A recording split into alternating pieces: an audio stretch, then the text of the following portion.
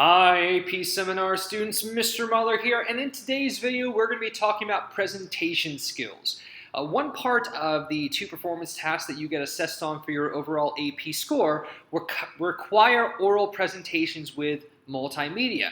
And even though we're not going to talk about all the different aspects of the presentation rubric, I'm going to focus on presentation skills, how you speak orally and give argument, and what we're looking for based on the rubrics of AP. Hope you're excited. I'm excited. Let's get started. So the first thing I want to do is show you just a section of one of the AP rubrics in terms of presentation. Now, these are just two of the particular rows, and what they're focusing on is your presentation skills. The rest of them look at the content, the organization of your argument, making sure the argument flows, that there's analysis and synthesis and things like that. But this focuses just on your actual presentation skills. So let's look at the high section. That's the one all the way to the right for presenting and engaging an audience, the first part. Communication strategies, eye contact, vocal variety and energy, expressive gestures and movement, coupled with an effective execution of those strategies, strongly support the communication of the argument. Now, the one thing I really want to emphasize here is the idea that it strongly supports the communication of the argument. That the eye contact, the vocal variety, which means you can talk really, really loud and excited and then calm it down so that audience knows what's really important when you're emphasizing certain points. Using movement, not necessarily moving around the room, but hand gestures are really important because it keeps the audience engaged. And what it does is all of those help communicate the argument. The audience can see how you're presenting that information and they are engaged and they understand. Again, you're making this presentation not for yourself, but for your viewers. The second row of this rubric, the high says spoken and visual cues clearly convey the organization of the presentation.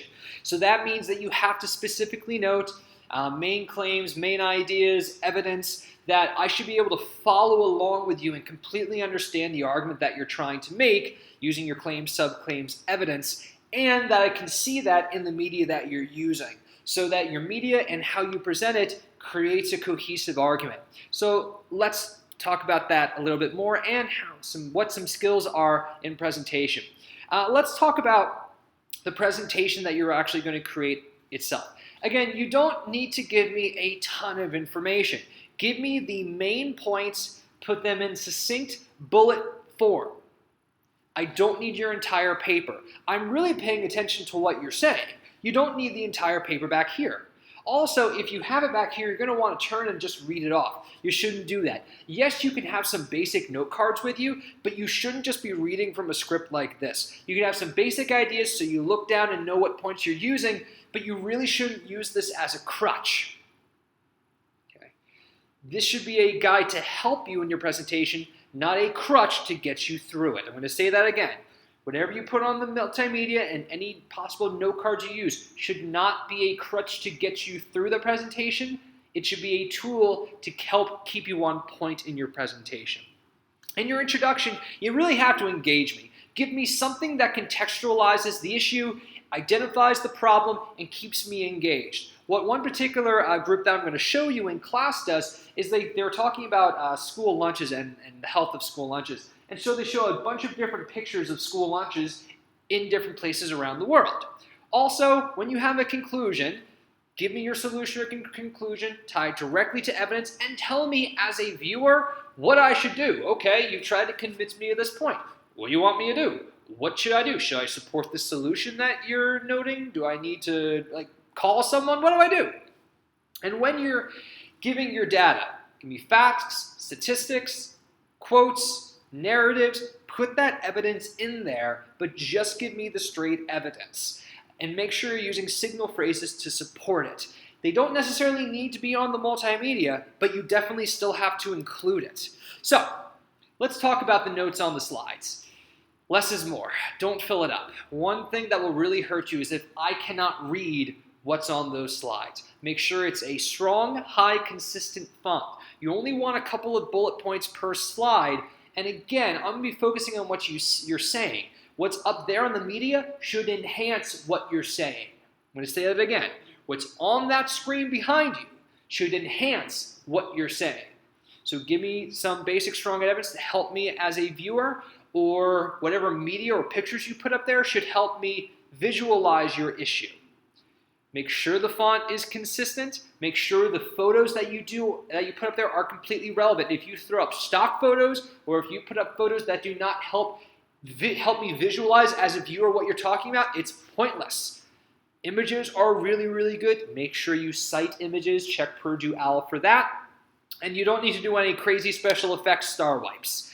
If you have a ton of data, there's a really important piece of evidence that you're going to spend some time talking about, and when you put it up on the slide, it's going to be difficult to read. Make sure that you make copies of it in paper form and give it to your viewers. That way you can refer to that. Make sure also, you have to establish common ground with your viewers. Assume I know nothing about your topic, and that by the end of it, I should completely believe you. Create that contextualization. Establish that common ground. Make sure at the beginning of your presentation that I'm on the same page as you about your topic, why it's important, and what the problem is with it. So, here are also some personal notes in how you present. So it's not just the content of what you create when you present it, but how you're presenting it. Be passionate. If you're boring, I'm gonna check out. If I don't see that you care about this topic, why should I, as a viewer? Honestly. Make a lot of eye contact, move your arms, okay? Moving your arms is great movement. You can't walk around the room because the presentations are filmed, but you can move your arms, show some vocal variety, okay? Make connections between your claims and evidence. Be explicit. Note how that evidence supports the claims that you're making in your argument. You can be funny. You can throw in a joke every now and then. Particularly, you might want to do it in your introduction, but it doesn't have to be incredibly serious. Use some humor as long as it doesn't detract from your argument. If it goes off on a random tangent, that's going to hurt you. Again, note cards are a great way to stay on track, but do not use them as a script, and I said that earlier. For presentation slides, make sure they're proofread. I know you've always noticed maybe one typo in every single one of my videos. I get it, I'm not perfect, but try to be careful when you proofread it and be consistent in your voice. When you do a group project, a group presentation, which we'll do at the beginning of semester 1 and you'll do for your group paper, I should be able to stop any single one of you in the group, tell someone else to continue, and they should pick it right up. Don't be responsible for your section. Everyone needs to be responsible for everyone's. I need to make sure that the presentation is in one voice, not 5 different voices. So, what does that look like? Well, let's look at a sample presentation here. This is going, if you want to type this into YouTube, it's AP Seminar Individual Presentation 6 Josh.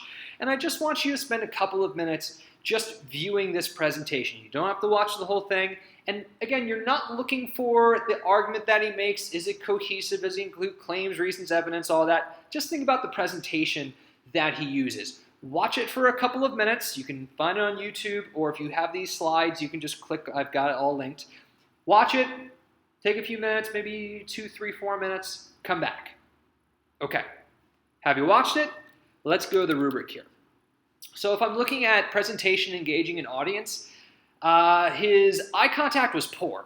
He kept looking back, and what that does is not only does your voice not go forward, but it shows me that you don't really understand the information very well, and he kept doing this, which disengages me. His vocal variety was very just monotone. There wasn't a lot of vocal variety. He did some movement, but there weren't a lot of expressive gestures, and I think it really limited my engagement of what he's trying to say. Because he actually paused a lot, and he had to say sorry, and he had to backtrack or re-examine some of the things he's saying, he's going to get a low for this. It's monotone. It actually hinders his argument. Now, if we're looking at the second row, I'm actually also going to give him a low. His spoken and visual cues limit the communication of the argument and show poor organization. Because he trips up a lot around himself, because there isn't some spoken cue that shows the structure of the argument that he's making, and also if you look at his visuals, they are either not relevant because they're more stock footage, or when he puts them in, I can't actually read anything on there that as a viewer helps me understand what's going on. So the visuals are pointless. Also, if you notice, he doesn't cite them correctly either. You have to cite them correctly. So this is a bad example. Don't do this. If you'd like to look at other examples, you can just go into YouTube, type in AP presentations, and you'll see a couple. use this rubric, assess them, get some more practice in here. And we'll be talking about this a little bit more when you come back in semester 1 as you're preparing to do your own presentation. Hope you learned something you did not know before. Thanks for watching.